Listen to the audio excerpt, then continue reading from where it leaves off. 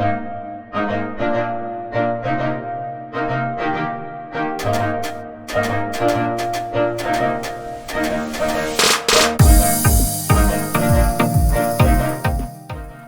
Penelope, we're here today because we're starting our ambassador program for customers, and you're going to be our first Landheim ambassador. And we're going to talk to you today about what you've experienced here at Landheim, like and things like that. I'm the owner of Landheim Training and Boarding Center and the founder, and Kip here is my lead trainer. And he does all of our ongoing education and things like that for our trainers. And he spent a lot of time with Penelope and Bullet with her training, and has made some remarkable progress with her from when she originally came to us to what she's accomplished over the time that she's been coming to Landheim. How did you first find out about Landheim, Penelope? So we used to drive past Landheim all the time, thinking it was a police dog training facility. Which it is, but we thought it was just for police dogs. Yeah. Until we did a little more research for her, we found out it was for all dogs. So how long have you been coming here? Since November 2022. So a year and a half. What was you when you first arrived? I was 9. It was only, when's your birthday? August 24th. Okay, so you're We now thought I 11. was 9 for a long time. I thought you were 10. But now you're 11. Okay. Can you remember what was the most important thing that brought you in when you first got here? For being aggressive. When do you think that she first became aggressive? Like 5 months. And we would define aggression as the intent to do harm. And I think that was pretty accurate when we first met.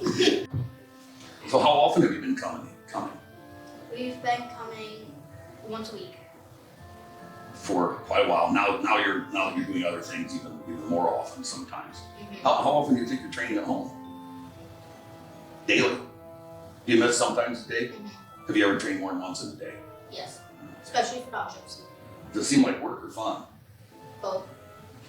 It's fun working. Okay. So since you have memory of it, what in the beginning, why did you keep returning? The first lesson couldn't have been that great because she was so aggressive. Not that I remember it, but. But the second lesson, I've never had a dog heel next to me so well. So we started off, we got you healing. Did we start with place training? That'd be pretty common that we would have. We started with healing. Yes, that was all for the second lesson. Then we threw the e-collar on and stuff. So had you any experience, but when you got here, did you know anything about rewarding or correcting? Or Not as much as you taught me, I knew a little bit. Okay, so you had something to expect when you got here. It had to seem pretty weird. Because more than likely we used a pile-up method of food, I'm guessing. Sometimes did she leave when there was food all over the floor? This is a pretty common thing to experience. No, she ate it. She was able to eat it then. Okay, so unless it was close to you, she left it. Mm-hmm. So she started being in trust right away. What stood out to you that made Landheim something that you wanted to continue being a part of? I don't know. It's just Bullet has listened so much better since we started. I never thought I'd have a dog that listened this well. It's crazy how she's improved from a crazy aggressive dog to people can actually pet her now. That's good. So we're carrying, not just sit down, calm. I mean, you being this close is a miracle. So you saw some character change along with your ability to control her too. Why don't you tell us a little bit about your all your pets? What kind of pets do you have? Yeah, or Too how many many to pets? name. Hundreds.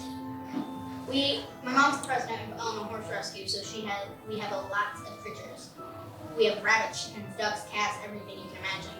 We have donkeys, but I have 2 horses, Athena and Misty, Bullet, Ricky. We have a lot of dogs too. Ricky's a dog? Okay. Yep, Carnival, Enya, and Jury, the new puppy. Okay. And then I have my 2 cats, Quiver and Flower. Okay. Let me ask you, are you using any of the training techniques you've learned here at Landheim with Bullet on your other dogs? Mm-hmm. No, but my cats. Your cats? Okay. Well, You understand targeting, positive reinforcement. Sit down. My About cats the sit horses, down. you don't ever use it on them. You never targeted. I don't know. Give anybody Sit down. grain when they come in from the pasture field. Hmm? You give anybody grain when you call No. in from the pasture They field. just get pets. Usually they choose grass over me anyways. So Okay. sometimes they'll listen. yes, you're being a good girl, aren't you? This is a miracle that she's here being fed. Yeah. So you would not have expected her to be able to do this. I expected her to be put down, B, be in the barn. Yeah, I do remember that she wasn't allowed in your room in the beginning, or wasn't allowed to spend the night in the It was room. because said we didn't want all the Barbie dolls murdered. Oh, didn't want your dolls tore up. Well, that goes with my next question is, how would you say the training that you've got here at Landheim with Bullet has affected your everyday life or your interaction with other people and your dog? Big time. The fact that we can go to a carnival with no correction equipment on at all, just a black out and a leash, is a miracle. The fact that we can go to the river, the fact that we can do anything is a miracle. I never thought she'd be this good. So these days, if you could count your positive reinforcers, how often you give food or pets to enforce a good behavior compared to using your correction equipment, Every time. compared to the number of times you use the correction equipment to extinct the naughty behavior. It's really lopsided now. You're almost giving no corrections anymore. So would you say your training is heavily weighted towards the positive aspect and positive reinforcement more so than negative corrections? Definitely. Good. She can go outside without any correction equipment. You're about done with that part of your life. We still bring it, put it on her, mainly to speed her up now. To speed her up.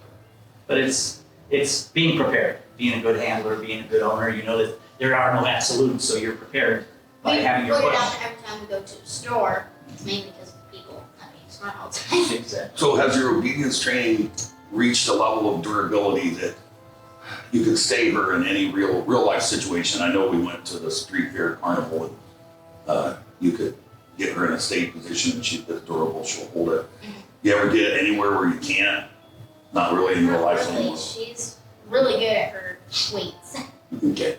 What's your favorite thing to do with your pets? What do you like? Some of the things you like to do? I love giving her a shower because then she'll get really cold and cuddly.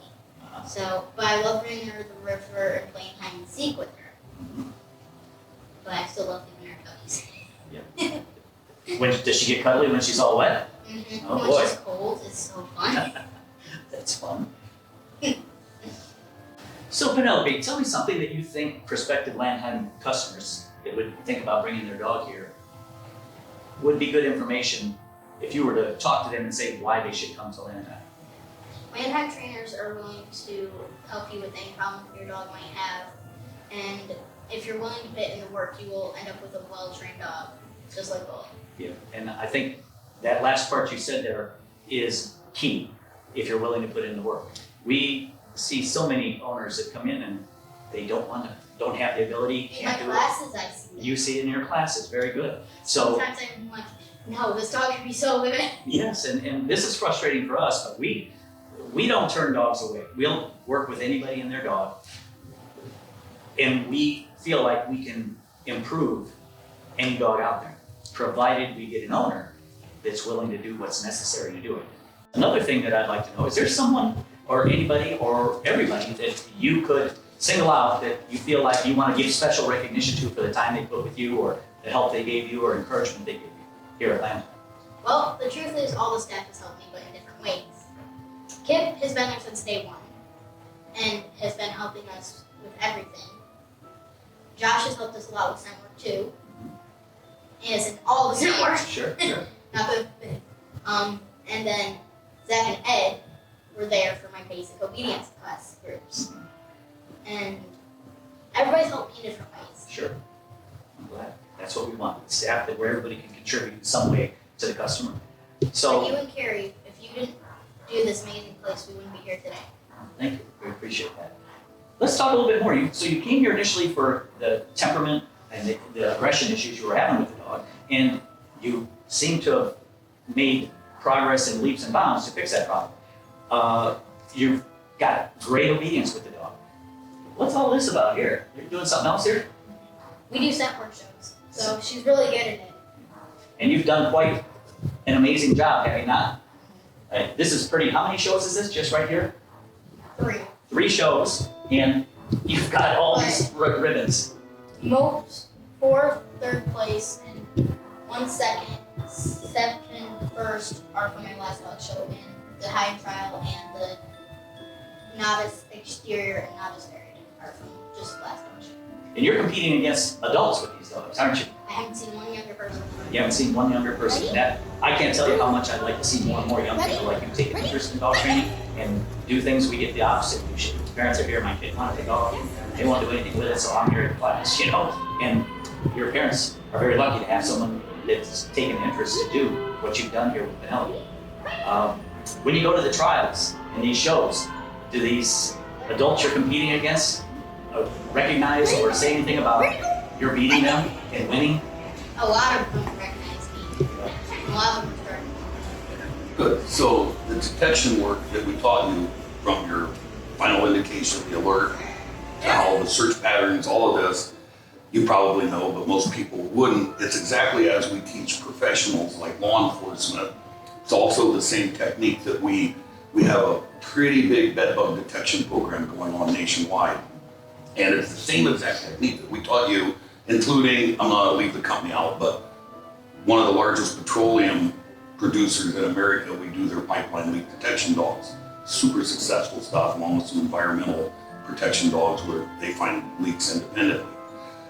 Not only do we see this constantly with people like you, it changes the dog. The dog gets overall happier when we can lock them into a final alert, and now you understand something for the rest of your life, how, no doubt in my mind, you can train a drug dog as well, you can train a scent dog. Well, Penelope, I'd like to thank you for taking some time and sitting down with us and talking about your experience here at Landheim. And I look forward to you continuing your training with us. And you've expressed an interest into someday possibly becoming a professional trainer. I want to work at Landheim.